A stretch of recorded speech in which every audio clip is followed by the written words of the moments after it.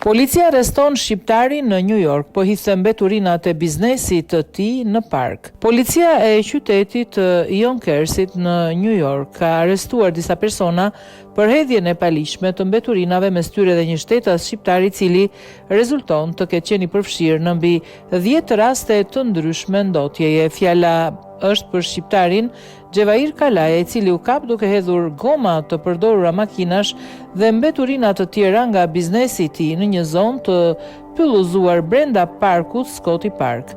Me ndihmën e departamentit të parqeve e rekreacionit në Yonkers, ai u identifikua dhe u arrestua në 10 shtator 2025 për shkelje të kodit të qytetit të Yonkërsit. Ndaj tij u ngrit akuza penale për hedhje të paligjshme të mbeturinave në bazë të ligjeve shtetërore. Mjeti i tij u sekuestrua menjëherë atë mbrëmje.